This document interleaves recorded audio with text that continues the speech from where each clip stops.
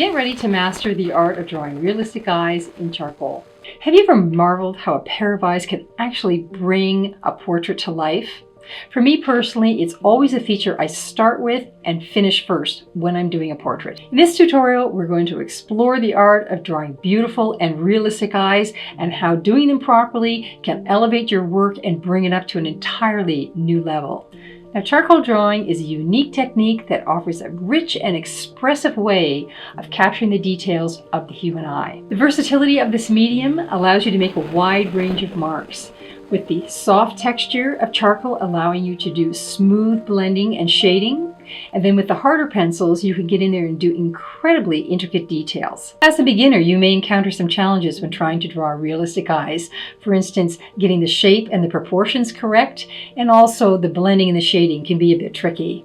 But not to worry, in this guide, I'm going to walk you through each step of the process. This tutorial was taken from my new Patreon course called Fast Dramatic Charcoal Portraits. Most people, when they try drawing realistically, simply try and copy the surface details of what they can see in their reference material.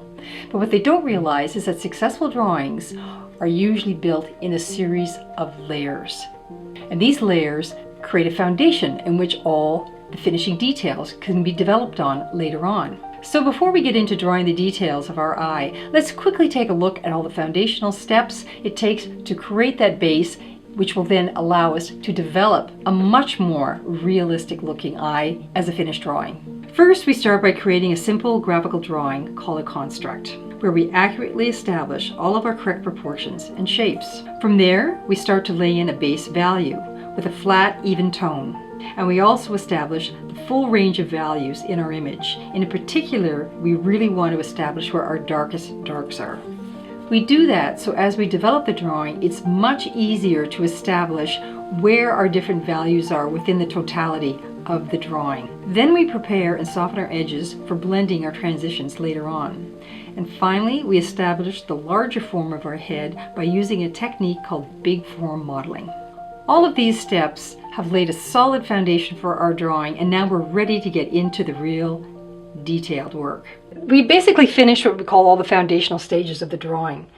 So now we can get into what everybody wants to run to right at the very beginning. They all want to get into the fine detail and finishing without doing all this foundational work. And you will see a difference when you begin to build the detail on top of this foundation. It makes a huge difference. So I'm going to start up here the same thing because I'm right-handed. I'm going to move away from the drawing so that I'm not going back over my own drawing again. So now I'm going to be creating I call it shapes within shapes, because we had already established this main shape of the eye socket and everything that's going on in there. But inside of that, there's all these fluctuations and variations on the values.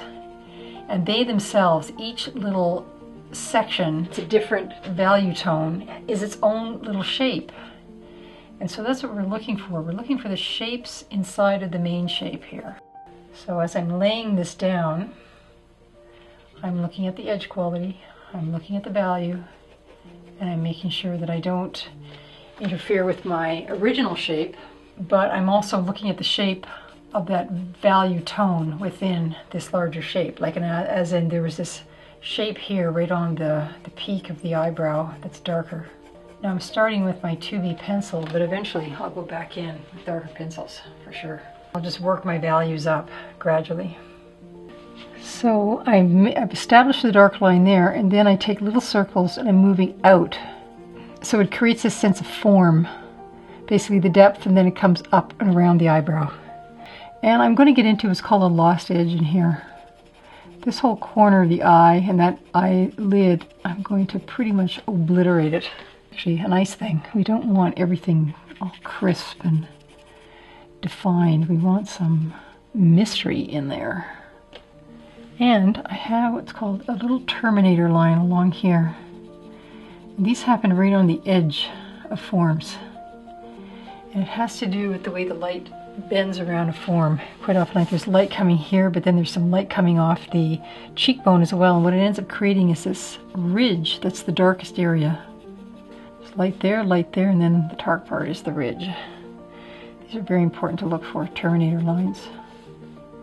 I'm going to use my brush, my small brush, And when I do this, it has a tendency to make things a bit darker.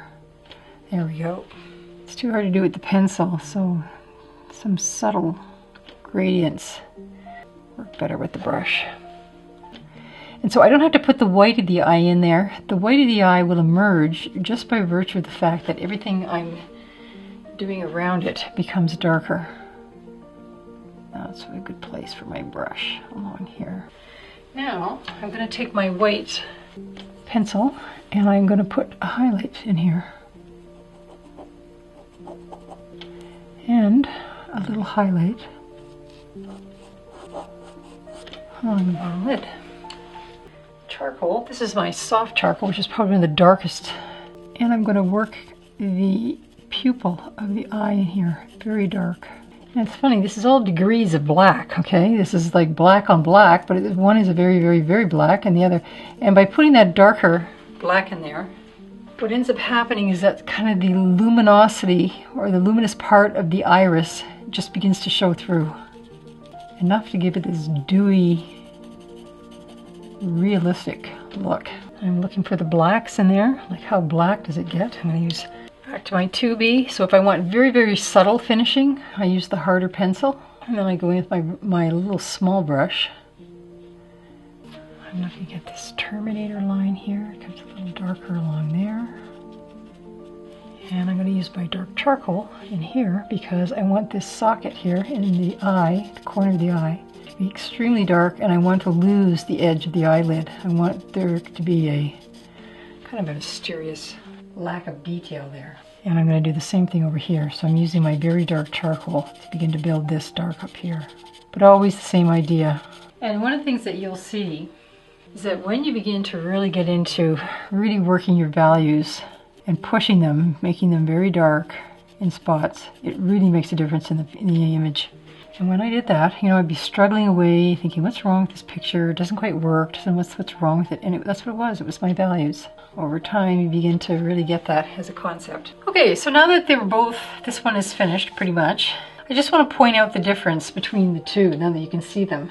How even this one, it's basically built up of a very, very simple shape. These are very, again, it's a graphic line. It's just a simple round circle here, or a simple round shape. And then just my basic shapes that I set out originally with my construct. And then when I'm going back in, what I'm looking for are the shapes within the shapes and the value tone that particular little area has in it. So that's what we're doing. We're just basically working up shapes of values inside of this shape that's already been established. And what we're looking for are our edge quality as well, like I was showing you in here and along here. Edge quality is really, really important. But you can also see how this is all just built up in layers, and seeing how that when we have our accurate shapes that we established early in the construct, laying down a value base and why you want a flat, even tone initially so that you can build up all of these other tones on top of it, and it will come off properly. And really, it's just a matter of being patient and trusting that it will find its way as you work your way up. Not to try and rush in there and do too much too soon. And you can see how it moves from one stage to the next stage to the next stage. And it's a matter of shapes, values, and edges. And that's what the artist sees. The artist doesn't see the eye. The artist sees the proper shapes of something. They see all the different values and the shapes of those values, and they look at the edges and the connectivity and the transitions between each one of those shapes. This tutorial is part of a full course I offer on my Patreon site called Fast Dramatic Charcoal Portraits. And if you would like to learn the skills to draw beautiful and realistic portraits, you can. Simply go to the link in the description below and find out how. In conclusion, like any skill, practice makes perfect. What I always tell my students is to be very intentional when they're working on their drawings. Focus on a specific skill set that you really want to develop. Is it blending and shading? Is it proportions and accuracy? Working up the fine details? Just focus on that as you're developing that particular drawing. Remember to work in layers, build up your values, and watch those edges. And also remember, don't be afraid to push your values. Make your darkest darks very dark. It adds real depth and punch to your drawings. You will see a huge difference, and it's one of the things that I see new students hold back on all the time. Each one of these steps brings you one step closer to actually capturing the soulful gaze of the eyes that you're drawing. So before we wrap up, I'd like to encourage you to give this tutorial a try. Grab your charcoal pencils and tools and go through each one of the steps, and then I encourage you to share your work in the comments below. And if you enjoyed this tutorial, please make sure to hit that subscribe button for more transformational art tutorials coming your way. Well, that's it for our realistic eye drawing tutorial, and thanks so much for watching. And until next time, stay creative. This is your time to express yourself, and we'll see you in the next video.